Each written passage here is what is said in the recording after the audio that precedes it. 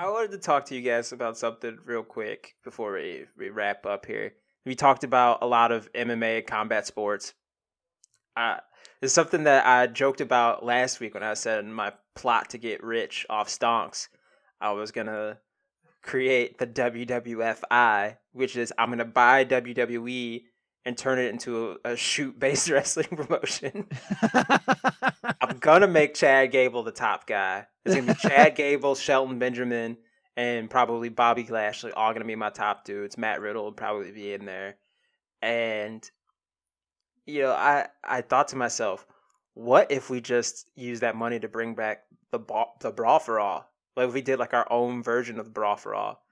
And so the wheels started getting turning. I started talking to you guys about this, and I was like, "Fuck it! Like we should fantasy book our own Brawl for All.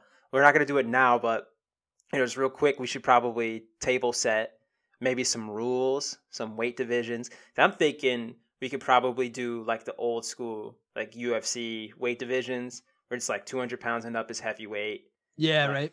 100 and hang on. Now I got to look at the old school weight system because there's only three. It was lightweight, middleweight, and heavyweight. Heavyweight. Yeah, right.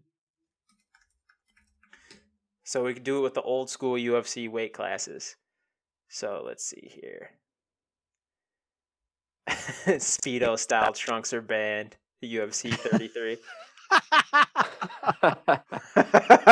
Man. What the fuck? Can't have that hog hanging out, brother. Yeah, right. Can't be hanging hog, brother. Yeah, what's Keith? What are you selling, hot dogs? Fuck. Oh man, what were the old school fucking weight classes, dude? I know it was in here because Frank Shamrock was the middleweight champion. Yeah, right. Yeah, man. It's the Now I dark gotta look- days of the UFC. Yeah, I know you couldn't even watch it on pay per view. Yeah, like I remember for like the longest time too that they, claimed that not so much that the tapes were lost, but that it was tied up in some bullshit, and that's why they wouldn't release them for sale or to. Well, the streaming wasn't really even a thing back then, but I remember wanting to go back and watch some of them, and you couldn't. Like it was seriously like a period of time where they were just like, "Oh no, we're not putting those out on DVD." All right, okay, lost money, but Okay, so the original codification for weight classes only introduced heavyweight, all competitors above 200 pounds, and then lightweight, which was everyone 199 below. At UFC 14, the lightweight division would be renamed to middleweight, although it would still encompass all fighters 199 pounds and below. And then lightweight would later return with the moniker for those at 170 and under. So it was like 171 to 191 or 199, then 200 and up. So I guess we could do the best lightweight like shooter guys, but I guess we could just do middleweight and heavyweight just to keep it even. Because I can't. yeah, really right. think That of too sounds many- yeah. I can't think of too many wrestlers that are under 170 pounds besides like Marco Stunt, Darby Yeah, I Allin. was gonna say Fuego and I guess Darby Allin. they would have to be the ladies would have to be the lightweight division. So I guess we'll do the ladies as the lightweight division, then everybody else would be middleweight and heavyweight. How about that? Yeah, that sounds good.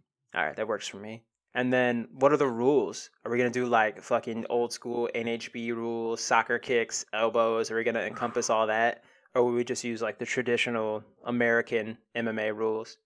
I feel like if we were fighting under like NHB rules, it really opens things up for debate. Who would Yeah, be the right. toughest dude? Yeah, that'd be tough, man. Gosh, because I'm trying to remember what was the even the original Brawl for all rules. I watched the Dark Side of the Ring on that today. The rules make no fucking sense because they weren't counting takedowns for some reason. Yeah, right. Yeah, I remember that kind of got goofy, and then like I think they even changed some of the rules during the middle of it, or something like that, or revised them, or And then guys dropped out of the tournament. Like Dan said, was like, "Oh, this is not good for my image. I'm out." I think Blackman got hurt or something like that because everyone was worried that he was gonna fucking kick their legs out. ended Steve Williams' fucking career. Yeah, man. Yeah. Dude, JR gets so salty whenever people bring up the Dr. Death being JR's boy thing. Because he gets Yeah. real protective when they first mention him. He goes, "What's so wrong with that? You know, he's a fucking All-American. You know, he's an All-American wrestler and an All-American football player. He's from Oklahoma. He's a good guy. Look, yeah, okay, dude. He's clearly your boy. You don't have to get so defensive. Yeah, right. That Yeah. Oklahoma thing. Sauce Yeah. it. Sauce it. Yeah. So- Yeah, man. Well, at least we got the weight divisions figured out. We'll figure out the rules at a different time. Maybe we'll open that up to Well, how are we gonna determine winners? just By vote? we will put them in the bracket, and I guess we could just have people vote about it. Okay. So determining Nice. the rules is a big thing for me too, because like if you did like traditional MMA rules, Brock Lesnar would beat everybody you put in there probably gauntlet style. Yeah. Like, it would just be silly. So that's why I said, you know, if we did maybe like some NHB type rules, people could, you know, headbutt them and elbow them and shit like that. But Are we doing active rosters right now? Just like active rosters? yeah, let's just do active wrestlers. Oh, so we could get around the Brock problem by saying he's not active. Yeah. There we go. So it's just active wrestlers currently. And Oh yeah, you don't have to worry about the Haku question too. Or does yeah, we'll have to do like the dream tough guy scenario, because it would just be like it would be like Haku and Brock Lesnar he... I know, right? punching each other bloodily to the end of time. We're not gonna call it the Brawl for All either. We're gonna call it what? Well, I've been jokingly calling my WWE shoot style promotion WWFI, so that's what we're gonna call it. Oh, okay. Well, Yeah, you what wanna call it texted something us else? earlier was fucking hilarious. Oh yes, 16 guys just beat the fuck out of each other. Welcome to 16 guys just beat the fuck out of each other.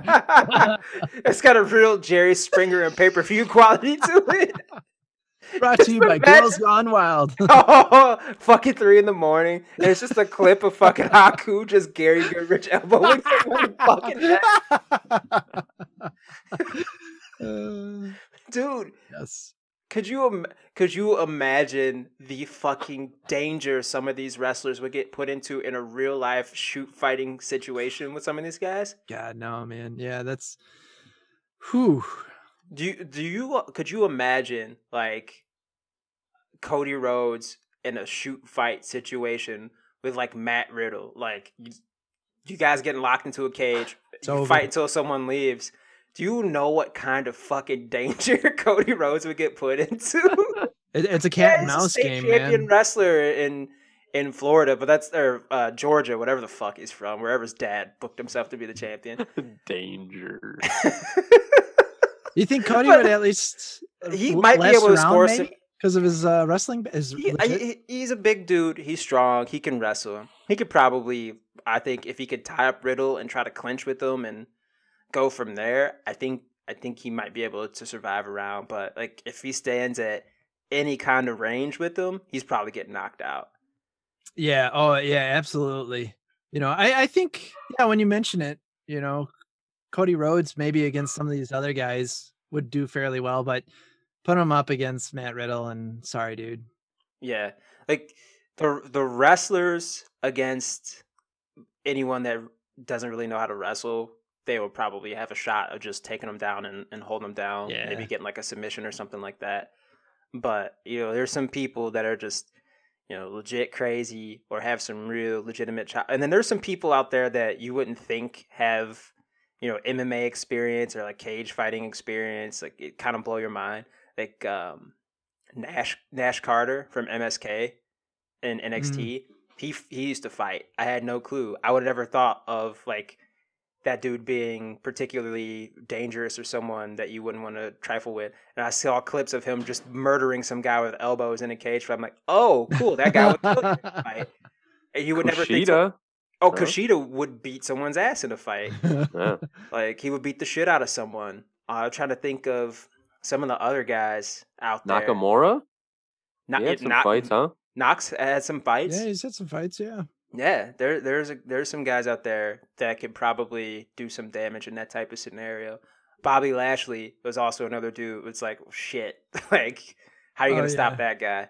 I forgot yeah. about Bobby when I was talking about the like Matt Riddle versus the roster situation. Bobby would probably do fairly well against himself. And then you've got some guys like Sheamus who are pretty tough. I don't think he really has any traditional martial arts training besides being big and tough as shit. But I'm sure he could probably do decent. At least survive, be tough enough to survive. Yeah, right. Like Wade Barrett, if you Mm-hmm. count him as active. Alistair Black probably Yeah, could yeah, bust some right. people up striking. Like he seems like the kind of guy if he doesn't get taken down, he would probably really hurt someone standing up. Yeah, man. Damian Yeah. Priest. Priest would probably fuck some people up too. Yeah, are his like martial arts skills in the ring just kayfabe, or did he actually like? I don't know. I don't know if he fought, but Yeah, I I think know he trained. I don't know if he's Yeah. ever. he bounced for a long time. Oh, there you And I go. know he said he bounced in New York, and I know a lot of those bouncers do some legitimate training because I know Mhm. John Donaher, who's GSP's jiu-jitsu coach, he bounced out in New York, and all those guys all did jiu-jitsu, and they were talking about how valuable that kind of training is when you're being a bouncer. He's just like the amount of people I've beaten the shit out of is just unbelievable. I say, yeah, Yeah. I'm trying to think of Oh, some this will be guys who've fun. been This will in be fun. blood sport There's a lot more too. than I thought. The more that Yeah. we talk about it, yeah, There's some guys in Bloodsport too, like that Cal Jack dude. yeah, Yeah, he would definitely beat the shit out of some people if he got a hold of them.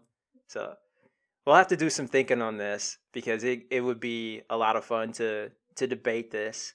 yeah. Right. Yeah, that'll be a fun one. That'll be a Yeah. fun one to do. So look for that episode of 16 guys beat the fuck out of each other coming soon. That's just the title. Oh, that's absolutely gonna be the title. Look for that on iTunes and Spotify or wherever you listen to podcasts. Shout out to YouTube as well. Australia. Shout outs to Australia, man. Yeah. Australia, we fuck with Australia. You seem like a really cool place. I haven't had a chance to visit, but you seem very cool. You've imported or exported some very cool people, cool artists, cool movies. Mad Max is sweet. My favorite band Oh, Silverchair. from Australia. Yeah. Yeah, you gave us so many things, a lot of hot women. Shout outs to Australia, man. Yeah. Yeah. What else? What else? Trying to plug everything, trying to think everything. Kaz, you released something recently, didn't you? Some music? Yeah, I put out a new song on my Bandcamp. If anyone wants to check it out, it's go on Bandcamp and type in Telly K. I think it's Telly K 666, I believe. And check me out. I got some stuff on there. I'll do my best to remember to link it in the description because there's been so many times where I said I'm thank gonna link you. this in the description and I forgot. So it happens. Yeah, I'll do my best to try to link that. Maybe if I'm smart enough, I'll include the song somewhere in this when I edit it all together. I already plugged my t-shirts, tee.pub/lic/podbros. Or Podbros, Oh, fuck no. me. Oh, DD you- t-shirts. Hey, the storefront's still up. There's still Toff shirts on there too. So Go there, buy them. yeah, Give John yeah. some money. John deserves It's all it. good. It's fine. I don't care. If If you guys like them, still some Tuck Your Chin shirts over there. There's Tuck Your Chin shirts at Teespring as well. But yeah, that'll be making more of a comeback too. And then my girlfriend, she does a podcast that has been very popular. It's been on the rise. It's called Those Bald Chicks. Check that out on iTunes and Spotify. There is a bonfire. If you go to bonfire.com and type in Those Bald Chicks, it should come up. And then there are Those Bald Chicks on all their social media. They have merch. All the proceeds go to Make a Difference Rescue, which is a rescue that we work with, and actually how we're fostering one of our dogs that we have right now, Duncan. You may have heard him in the background on this episode and the last few episodes. All the proceeds will go to Make a Difference Rescue. So if you're a dog lover or just have a heart, go over there, buy some merch. It's really, really cool stuff. I just bought a shirt from them. Check it out. It's nice. It's great. It's a very good cause. Be unselfish. Be selfless. Think about someone other than you. Yeah, exactly. Don't be like Dana White. So that's right. Also, shout outs to Bray Wyatt, even though like the chances of him ever listening to this are pretty slim. I think that's one thing that constantly needs to be talked about with mental health awareness, and I'm pulling for him, and I hope he's doing okay. I know we all hope he's doing all right. And it takes a lot of courage, man, to be in a dark place like that and then go, hey, yeah, I'll make my round to WrestleMania, but I also need some time off because I'm still not over this. So I hope for the best for him and his family, and that he's doing okay. And thank you for bringing that to the limelight once again, because mental health is very important in all of us, especially for men. So wish him nothing but the best. Yeah, likewise.